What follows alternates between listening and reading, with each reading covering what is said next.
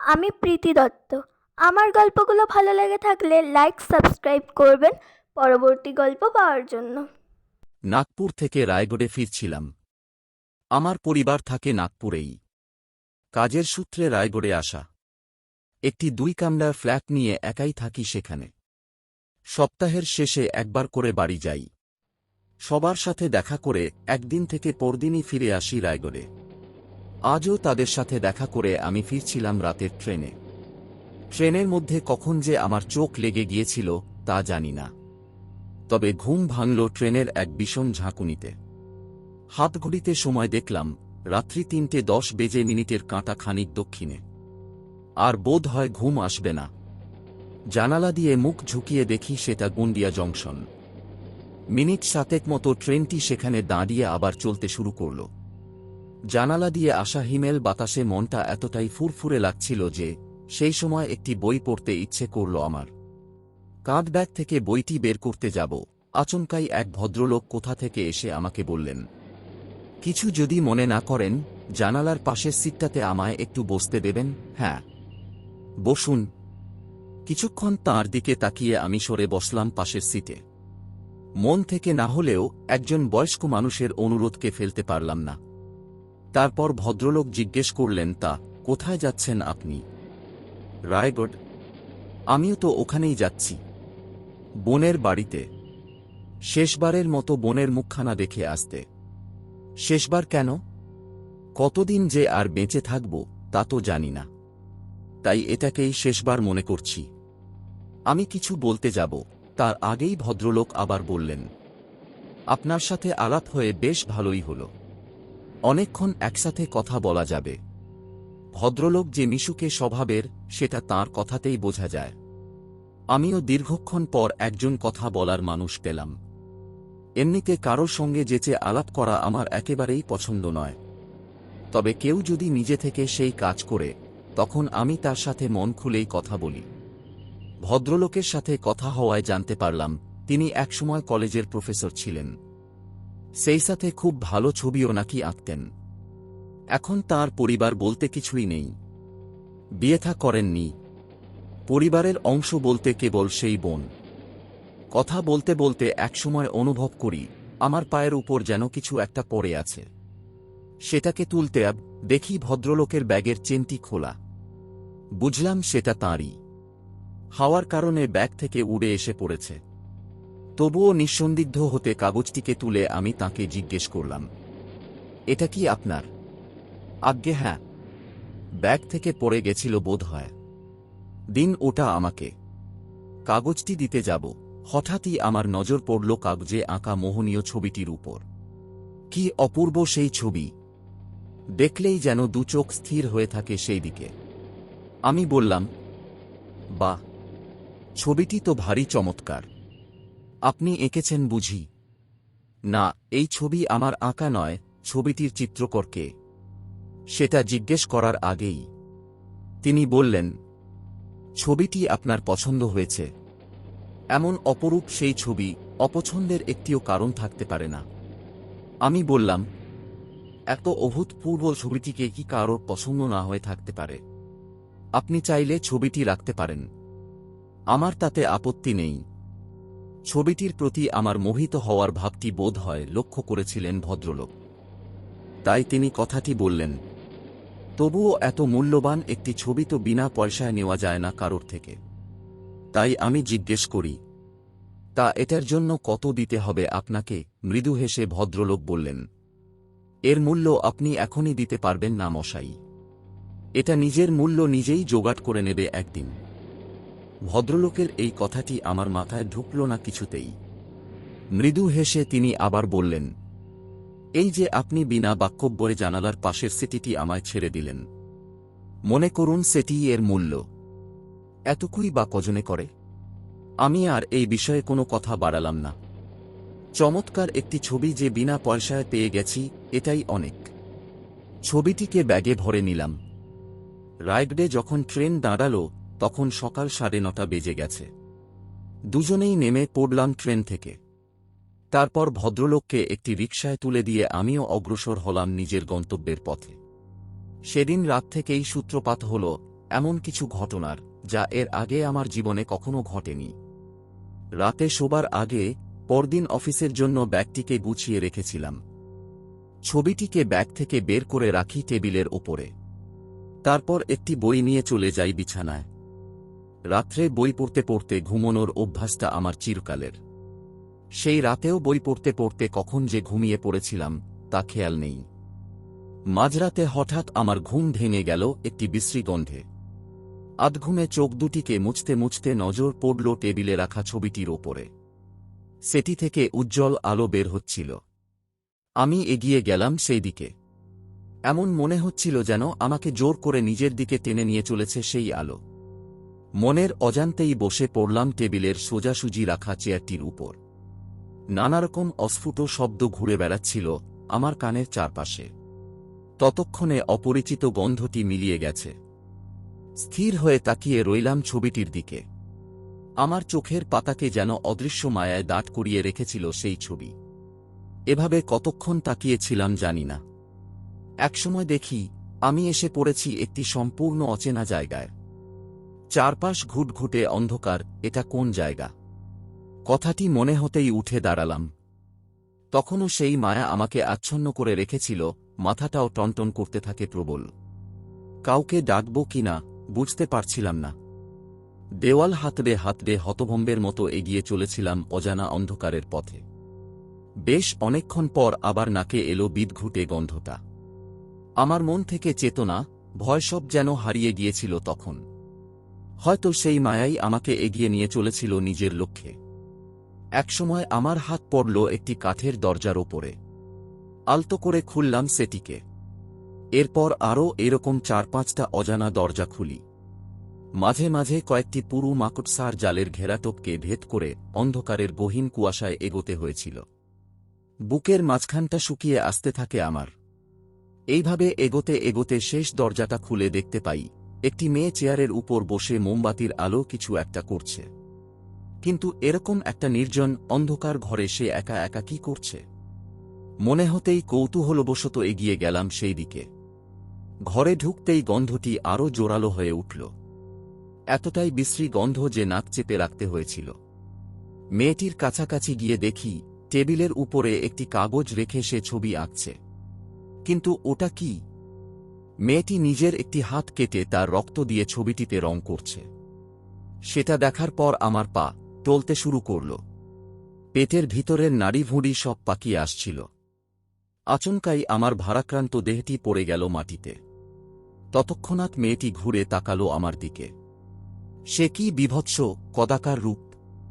আমি তার বর্ণনা দিতে পারব না। মেয়েটিকে দেখার পর আমার হৃৎপিণ্ড বুকের ভিতর থেকে বেরিয়ে আসতে চাইছিল। ইতিমধ্যে মেয়েটি চেয়ার ছেড়ে উঠে একটি বাঁকানো ছুরি হাতে এগিয়ে আসতে থাকে আমার দিকে। আমার শরীর আটকে গিয়েছিল মাটিতে। আমি নড়াচড়া করতে পারছিলাম না। কেবল নিজের প্রাণ রক্ষার একটা ক্ষীণ অভিপ্রায় ঘুরতে থাকে আমার মন জুড়ে। কিন্তু কি করব? সমস্ত শক্তি যে হারিয়ে গেছে আমার শরীর থেকে। আমি বেঁচে আছি তো? ভাবতে ভাবতেই ততক্ষণে আমার একেবারে সামনে চলে এসেছে মেয়েটি। সোচকিতে সে তার হাতের ছুরিটি ঢুকিয়ে দিল আমার বুকে। চারিপাশ অন্ধকার হয়ে গেল। এরপর আর কিছুই মনে নেই আমার। পরদিন সকালে যখন চোখ খুলি তখন আমি ঘরের মেঝেতে পড়ে আর আমার পাশেই পড়ে আছে ছবিটি। ধরফর করে উঠে দাঁড়ালাম। গত রাতের ঘটনাটি তখনও ভাসছে আমার চোখের সামনে। সেটা কি কোনো স্বপ্ন ছিল তবে, নাকি? ভাবতে ভাবতেই আমার চোখ গিয়ে পড়ল ড্রেসিং টেবিলের আয়নাটির উপর আর আমি শিহরিত হয়ে গেলাম। সারা গায়ে কাঁটা দিয়ে উঠল আমার। আয়নার উপর যেটা ফুটে উঠেছিল সেটা আমি নই। একটা কুৎসিত, দুর্বল বৃদ্ধের প্রতিচ্ছবি ছিল সেটি। তার মাথার চুল সাদা এবং চামড়া কোঁচকানো। সেটা দেখার পর রীতিমতো আর্তনাদ করে উঠি আমি। পরপর দুদিন আমার সাথে একই ঘটনা ঘটতে লাগল। আমি নিজেকে একটা ঘরে বন্দি করে নিয়েছিলাম। ঠিক করে ঘুমোতে অবধি পারতাম না। স্বপ্নের মধ্যেও আমায় হাতছানি দিয়ে ডাকত সেই মেয়েটি। ক্রমশ আমার শরীর দুর্বল হতে থাকে। অফিসে যাই না, কারোর সাথে দেখাও করি না। চুপচাপ ঘরে বসে অপলক দৃষ্টে তাকিয়ে থাকি ছবিটির দিকে। একা একাই বোক বোক করে চলি। নানান আজব ভাবনা ঘুরতে থাকে আমার সারা মস্তিষ্কে। ধীরে ধীরে উন্মাদের মতো হয়ে উঠতে থাকি নিজের সেই কুৎসিত প্রতিবিম্বটি দেখার পর থেকে। আমার প্রথম দিন থেকেই মনে হয়েছিল ছবিটাই যত নষ্টের গোড়া, কারণ ওটাকে বাড়িতে আনার পর থেকেই ঘটনাগুলো শুরু হয়েছে। একদিন আমি ছবিটিকে দলা পাকিয়ে জানালা দিয়ে ছুঁড়ে ফেললাম নর্দমায়, কিন্তু ততক্ষণাৎ টেবিলে চোখ পড়তেই দেখি ছবিটি যেখানে থাকার সেখানেই রয়েছে। তারপর ওটাকে নানারকম উপায়ে নষ্ট করার চেষ্টা করলেও শেষমেশ ব্যর্থ হলাম আমি। আমার কিছু ভালো লাগত না। দিনরাত শুধু ভেসে উঠত সেই কদাকার মেয়েটির মুখ, আর আমি পাগলের মতো ছটফট করতাম। এরপর একদিন বিকেলে আমি বের হলাম বৃদ্ধ ভদ্রলোককে ছবিটি ফেরত দেওয়ার উদ্দেশ্যে। ওনাকে সেদিন রিকশাতে তুলে দেওয়ার কারণে ঠিকানাটি মনে ছিল আমার। ঠিকানার গন্তব্যে পৌঁছে বাড়িটি খুঁজে পেতে অসুবিধা হল না। বাড়ির কলিং বেল দুবার প্রেস করতেই খুলে দিলেন একজন মহিলা। বললেন, কে আপনি? কাকে চাই? অস্ফুট কণ্ঠে উত্তর করলাম, বয়স ৭০-৭৫-এর এক ভদ্রলোক সপ্তাহ খানেক আগে এসেছিলেন এই বাড়িতে। ওনার একটি। কথাটি শেষ করার আগেই মহিলা বলে উঠলেন, ও আপনি আমার দাদার কথা বলছেন। কিন্তু উনি তো বেরিয়ে গেলেন ১০ মিনিট আগে। ইনি কি সত্যিই সেই বৃদ্ধের বোন? দেখে তো আমার চেয়েও বয়সে ছোট মনে হচ্ছে। কথাটি ভাবতে ভাবতেই অন্য প্রান্তে দাঁড়িয়ে থাকা মহিলাটি বলে উঠল, আর কিছুক্ষণ আগে এলেই ওনার দেখা পেয়ে যেতেন। দাদা আজই বাড়ির উদ্দেশ্যে রওনা হল। সেখানে দাঁড়িয়ে সময় নষ্ট না করে আমি ছুটতে থাকি স্টেশনের পথে। ছবিটিকে ব্যাগের ভিতর ভরে রাখলাম। স্টেশন অবধি যেতে হল না। মাঝ রাস্তাতেই দেখা পেয়ে গেলাম বৃদ্ধ ভদ্রলোকের।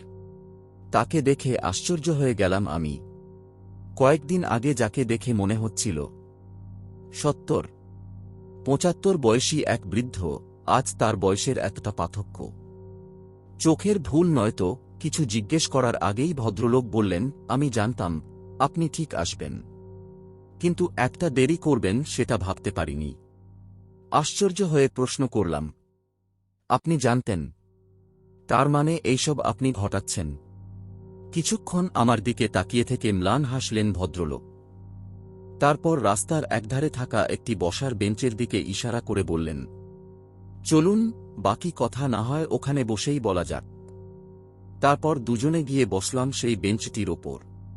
উদ্বিগ্ন কণ্ঠে আমি জিজ্ঞেস করি, এই ছবিতে এমন কি আছে যার জন্য আমার চেহারায় এত পরিবর্তন ঘটেছে?